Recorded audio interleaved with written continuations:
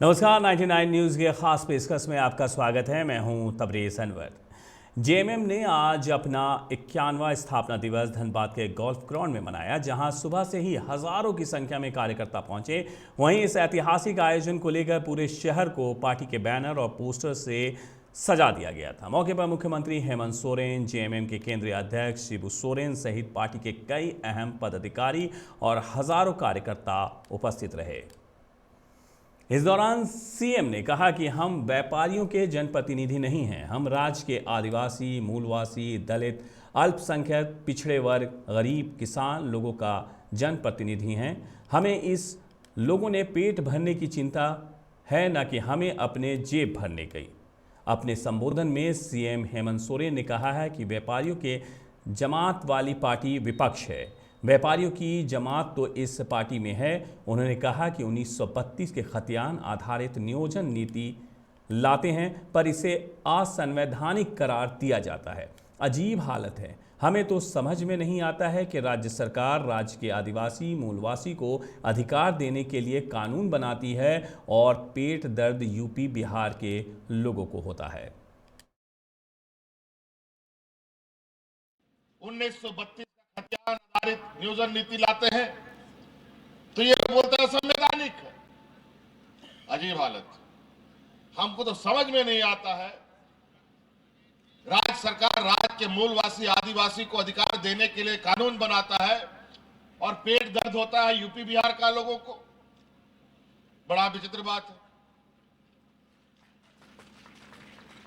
आपको हम बताना चाहेंगे, हम लोगों ने जो कानून बनाया उस कानून को कोर्ट में चुनौती देने के लिए 20 लोगों ने आवेदन दिया और 20 लोगों में एक व्यक्ति भारतीय जनता पार्टी का पदाधिकारी है और बाकी जितना 19 आदमी था उन लोग का पूरा बायोडाटा जब हम लोगों ने निकाला तो सब यूपी बिहार का निकला, एक भी झारखंड का।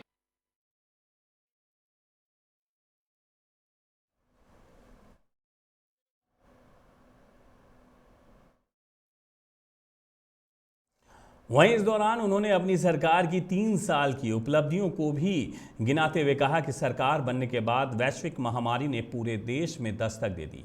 बाजार, कार्य और कारखाना सभी बंद पड़ गए। समझ में नहीं आ रहा था कि राज्य को आगे कैसे बढ़ाएं।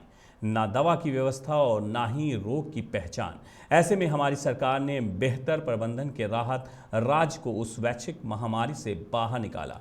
दूसरे राज्यों में काम करने वाले महामारी के दौरान फंसे मजदूरों को घर वापसी की व्यवस्था की गई।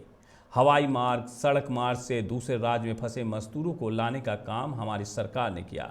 महामारी के दौरान कई राज्यों में लोगों की मौत जानवरों की तरह हुई। उनके दफन करने के लिए ज़मीन नहीं मिल रहा था, लेकिन सरकार हतोहस नहीं हुई। तमाम मुश्किलों के बावजूद हमने 2 साल का सफ़र तय किया। अब 2 साल बाद हम विकास कार्यों को लेकर राज्य में आगे बढ़ रहे हैं। मैदान में जब राजनीतिक मैदान सजेगा तब तो बिल से बाहर आना पड़ेगा। अभी दीवार के पीछे छुपकर दूसरे के कंधे पर रखकर गोली चला रहे हो, जब सामने आओगे तब कहां जाओगे।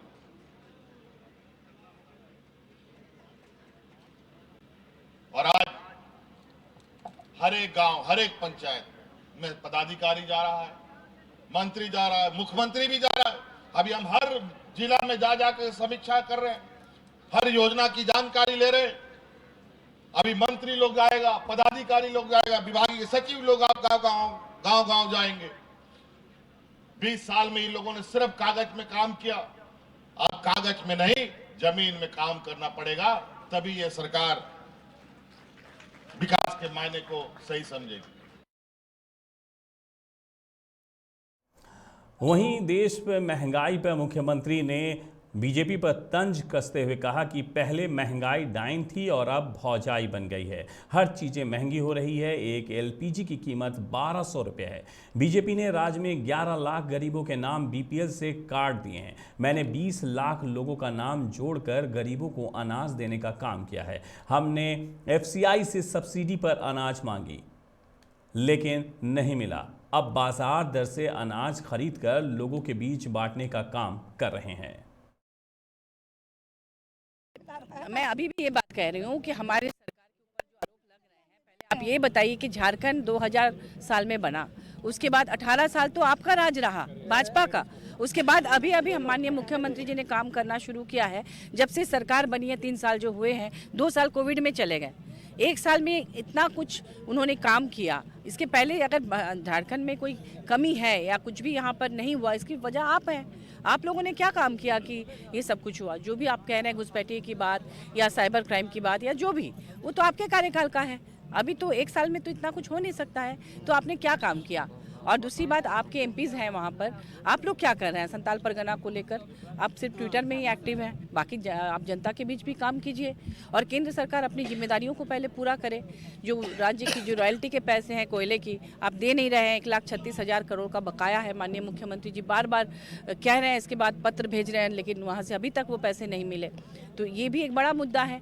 और बॉर्डर एरिया में अभी मैंने बताया कि बॉर्डर एरिया में जो सोल्जर्स जो मजदूर भाई काम करते हैं, वो संताल परगना के होते हैं 90%, और उनको किसी भी तरह का मुआवजा नहीं मिलता है। जब उनकी डेथ होती है गोलीबारी में, लैंड माइंस विस्फोट में या दुर्घटना में, तो उनको क्यों नहीं आप मुआवजा देते हैं? क्यों नहीं उनको उनके लिए कोई बीमा पॉलिसी है?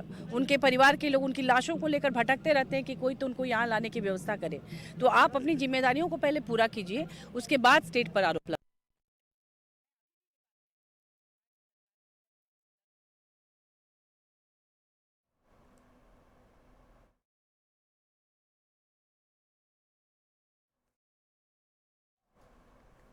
वहीं मुख्यमंत्री से मिलने के लिए हजारों की संख्या में लोग पहुंचे थे। 99 न्यूज़ के लिए प्रकाश कुमार की रिपोर्ट।